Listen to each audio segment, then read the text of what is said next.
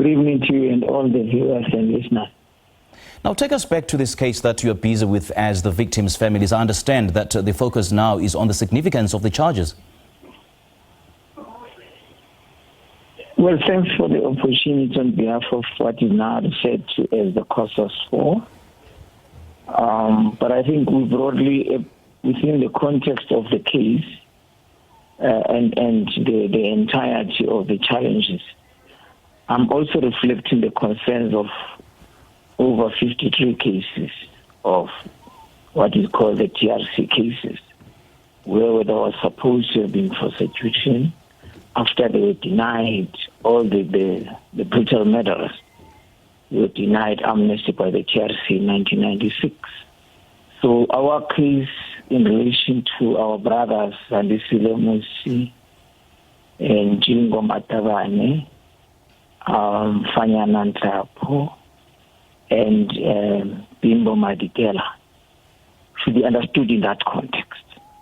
The broader quest for justice in our country to ensure that the wrongs of the past are corrected through restorative justice on the one hand. Secondly, reparations that are going to ensure that we close the chapter and go on with our lives. May I dare say to the listeners and the viewers that this is quite a painful process for us. We've been trying to cope. We've been very accommodative. We've been very patient. I think by and large, the saying goes that justice delayed is justice denied. We're talking of a case that has been prosecuted almost 35 years ago. We are sitting with not understanding, not being explained to why this delay. My grandmother, for instance, passed away. My mother passed away. My brother finally passes away just as we were making a breakthrough. Zandisile Musi, who survived. Just as we're about to make a breakthrough in June, he passes on. And at that time, there's no justice that is being done. That's not easy for us to cope with.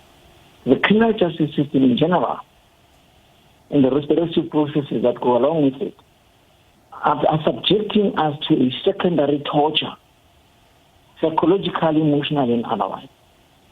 So we have been pushing.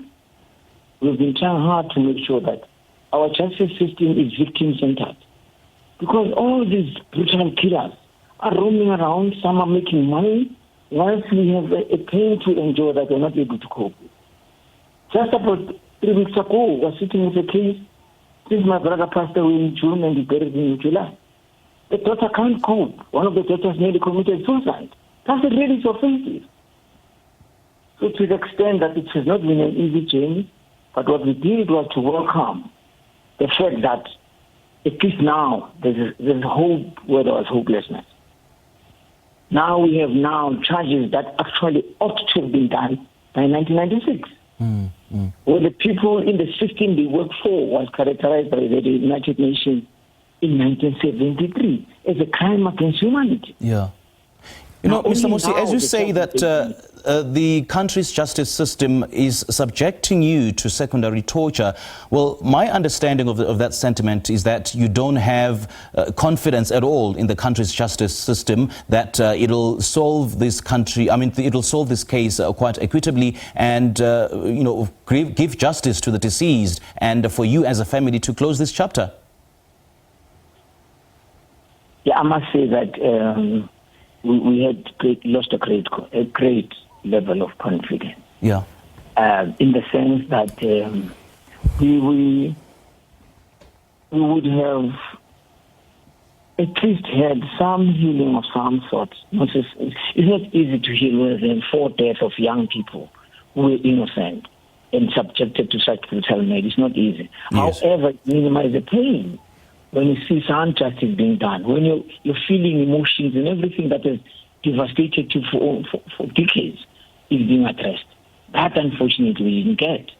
Now that we've got it, again, we get a shock of our lives. We hear somebody speaking on television and say some cases might not be prosecuted. What does that mean? Okay. Now we say to ourselves as a nation that claims it's a caring nation, which cases are those? Can they maybe be made visible so that we prepare ourselves that we'll never get justice. We are just told some cases are not going to be prosecuted. Who made that decision? Why are we not consulted and informed transparently? That notwithstanding the fact that you lost your loved ones, we are not going to prosecute. At least we can tell you really. We just get a shock watching television. Some cases are not very abstract, very insensitive statements. Some cases are not going to be prosecuted. Okay, Mr. Musi, unfortunately we're out of time, but thank you so much for joining us. It's been a pleasure chatting to you, and we certainly hope that Zandisile Musi will find peace and will continue to rest in peace, and that this case will be solved equitably. Thank you so much for joining us. That was Mbulelo Musi, is a brother of Zandisile Musi and a survivor of the Matola raid.